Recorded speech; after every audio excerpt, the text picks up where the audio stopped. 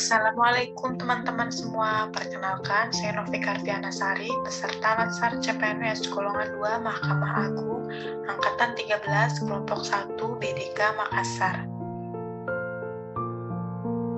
Seperti yang sudah dipelajari dalam modul sebelumnya, bahwa core value ASN adalah berakhlak, yang merupakan akronim dari berorientasi pelayanan, akuntabel, kompeten, harmonis, loyal, adaptif, dan kolaboratif. Pada kesempatan kali ini, saya akan memaparkan mengenai core value ASN yang ke-6 dan ke-7, yaitu adaptif dan kolaboratif.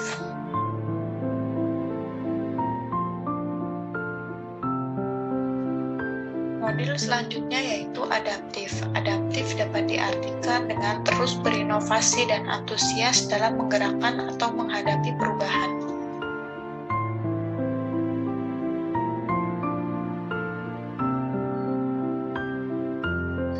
Panduan perilaku adaptif. Yang pertama, cepat menyesuaikan diri menghadapi perubahan.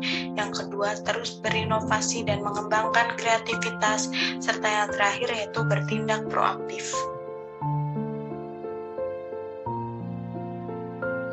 Adaptif sebagai ASN dapat diwujudkan yaitu satu, dengan terus mengasah pengetahuannya hingga ke tingkat mahir.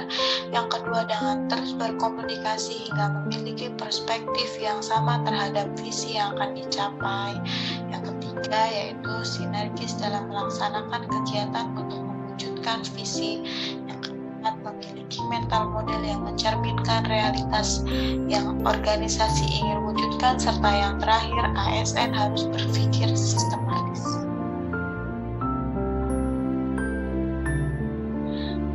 Ciri-ciri penerapan budaya adaptif. Yang pertama, dapat mengantisipasi dan beradaptasi dengan perubahan lingkungan. Bentuk antisipasi dan kemampuan adaptasi ini diwujudkan dalam praktik kebijakan yang merespon isu atau permasalahan publik sesuai dengan tuntutan dan kebutuhannya. Yang kedua, yaitu mendorong jiwa kewirausahaan.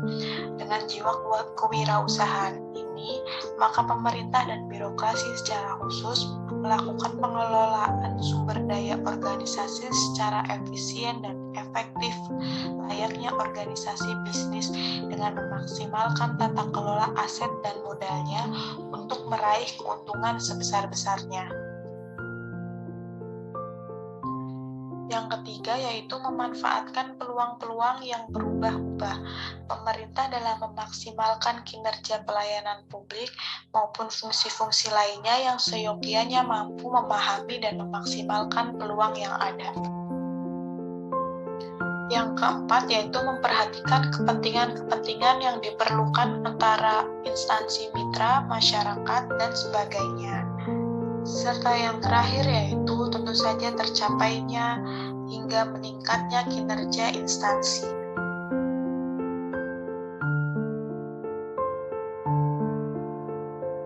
Pengertian kolaboratif menurut para ahli dapat dijelaskan dalam slide berikut. Sedangkan secara konseptual, kolaborasi adalah bentuk kerjasama, interaksi, kompromi beberapa elemen yang terkait baik individu, lembaga, dan atau pihak-pihak yang terlibat secara langsung dan tidak langsung yang menerima akibat dan manfaat.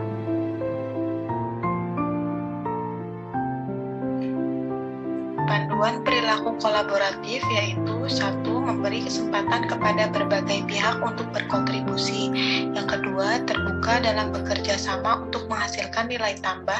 Serta yang ketiga yaitu menggerakkan pemanfaatan berbagai sumber daya untuk tujuan bersama.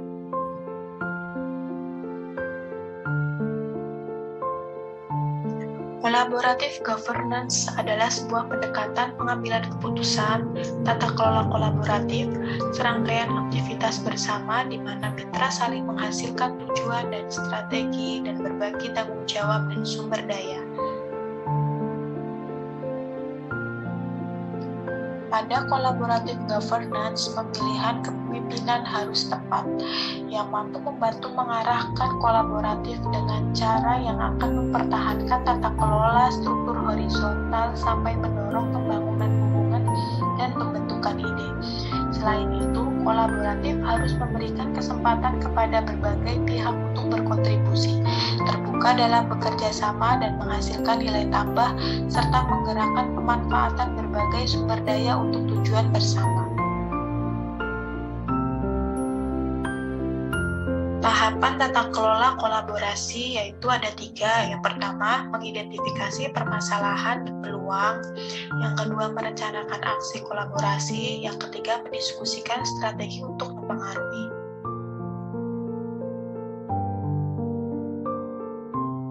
Whole of government adalah sebuah pendekatan penyelenggaraan pemerintahan yang menyatukan upaya-upaya kolaboratif pemerintahan dari keseluruhan sektor dalam ruang lingkup koordinasi yang lebih luas guna mencapai tujuan-tujuan pembangunan kebijakan, manajemen program, dan pelayanan publik.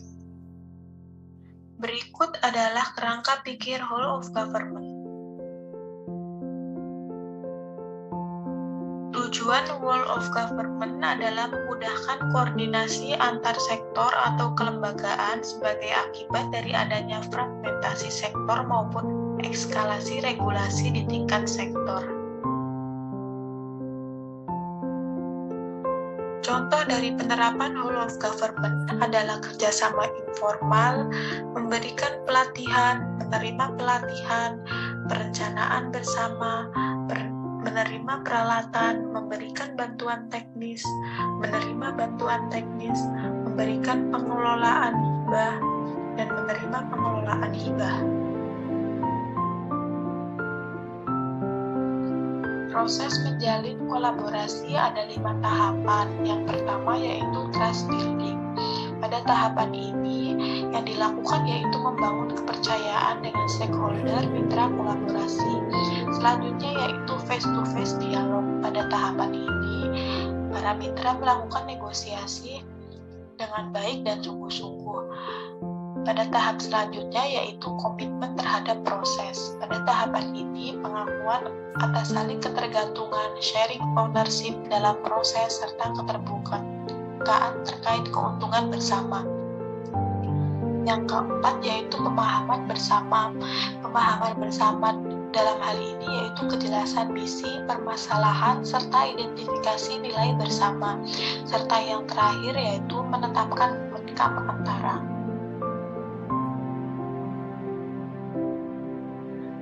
Syarat badan dan atau pejabat pemerintahan dalam memberikan bantuan kedinasan kepada badan dan atau pejabat pemerintahan lain adalah sebagai berikut.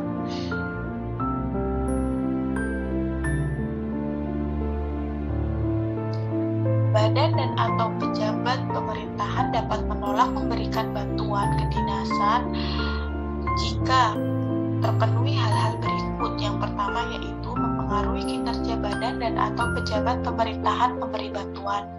Yang kedua, surat keterangan dan dokumen yang diperlukan sesuai dengan ketentuan peraturan perundang-undangan bersifat rahasia. Serta yang terakhir yaitu ketentuan peraturan perundang-undangan tidak memperbolehkan pemberian bantuan. Sekian pemaparan dari saya terkait perilaku berakhlak, adaptif, dan kolaboratif. Terima kasih teman-teman semua.